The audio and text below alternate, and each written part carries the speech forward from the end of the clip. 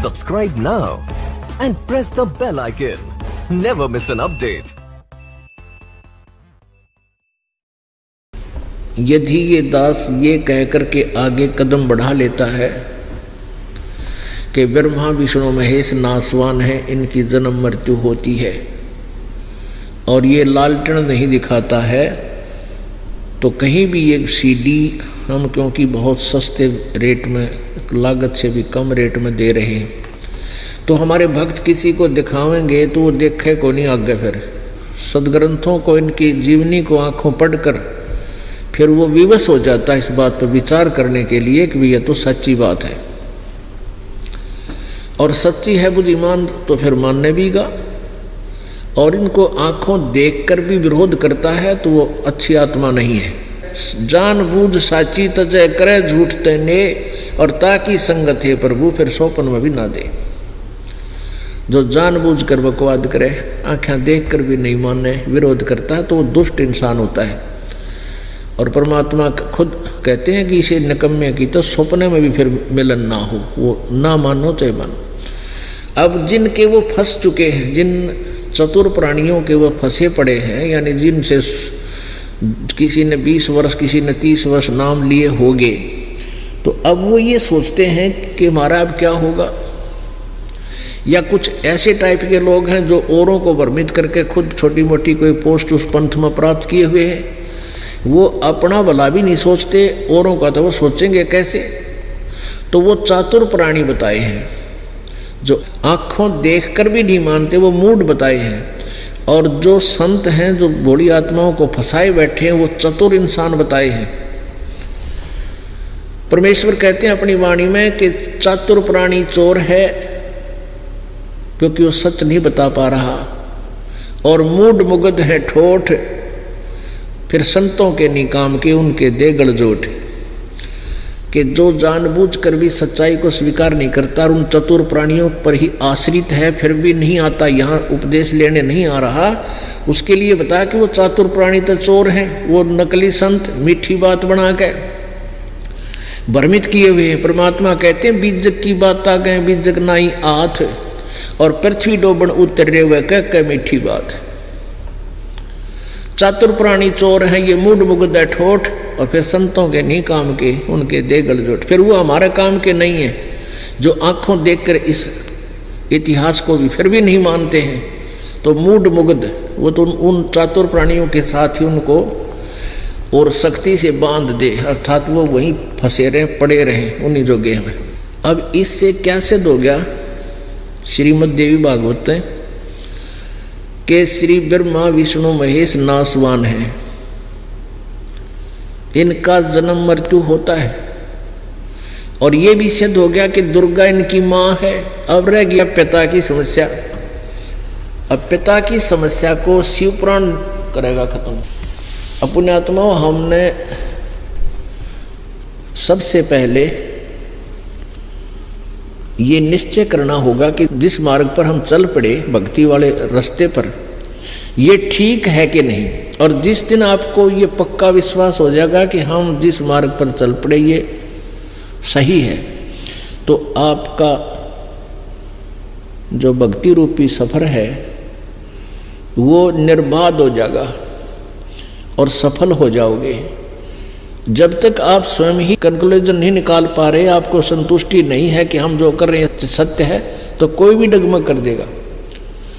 तो इसलिए आप जी को ये ज्ञान कराना अति आवश्यक है। आप बुद्धिमान हो, बालक नहीं हो।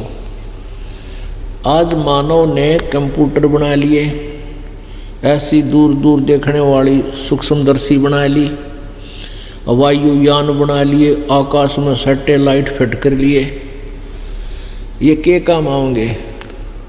अगर 2 वर्ष वर्षा ना हुई ना, ये कोई ना पावा ढूंढे सैटेलाइट, ना ये कंप्यूटर, ना ये जहाज, टक्कर मार मार कर मरा प्राणी, भूखे मर के। 2 वर्ष भी वर्षा ना हुई तो घनी 3 वर्ष पकड़ जाएंगे आधे कुछ थोड़े बहुत।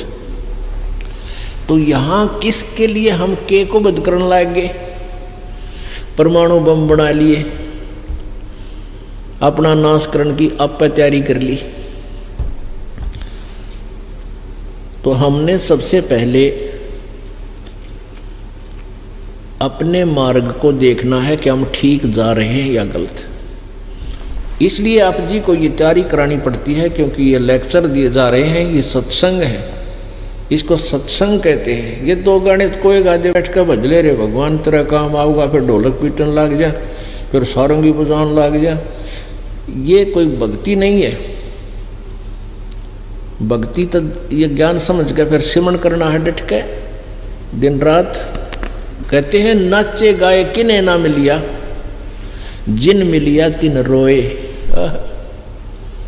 और जब नाचे गाए भगवान मिले फिर कौन दो आगण हो। रोने का तात्पर्य ये है कि आपके अंदर एक विशेष कसक पैदा होगी। जैसे परमात्मा की चर्चा चलेगी, आंखों से आंसू बहने लग जाएंगे, तो समझ लिए कि आपकी भक्ति बहुत ही स्वस्थ है।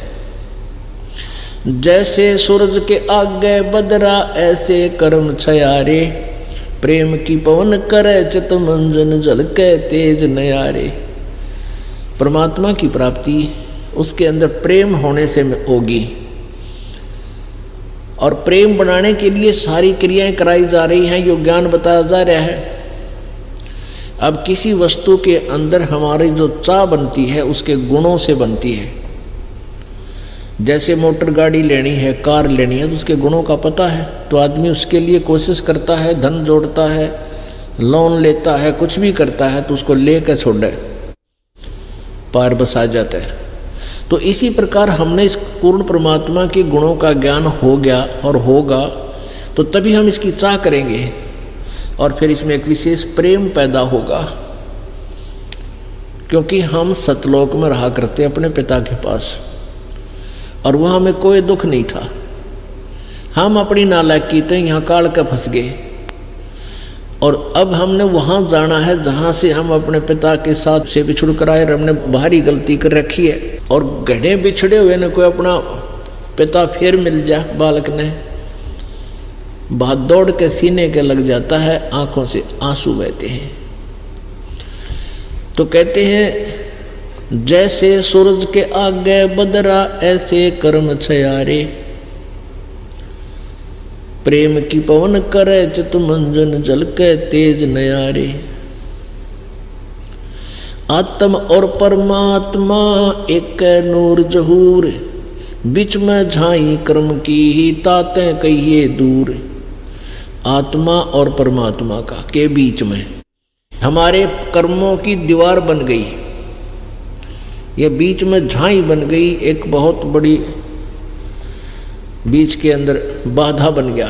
तो इस बाधा को कैसे हटाया जाए? जैसे सूरज के आगे बदरा ऐसे कर्म छयारे।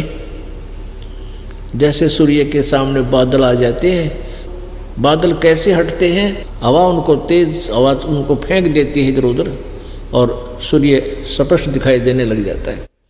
आत्म और परमात्मा एक नूर जहूर, और बीच में झाई कर्म की ताते कहिए दूर। उसके लिए उस झाई को हटाने के लिए क्या बताते हैं? जैसे सूरज के आगे बदरा ऐसे कर्म छयारे, और प्रेम की पवन करे चित मंजन फिर झलके तेज नयारे। तो उस परमात्मा में एक प्यार बनेगी, कसक बनेगी। कुछ दिनों के बाद फिर आंखों से आंसू भी बंद हो जाएंगी, और ऐसी स्थिति हो जाएगी जिसको उन्मन मुद्रा बोलते हैं। नौका तेरा ऐसा क्या हो गया, तू उन्मन सा बैठा है, उन्मन सा यानी ना बोलता, ना ढंग से हंसता, ना कोई विशेष रुचि किसी वस्तु में। तो उसमें आपको ये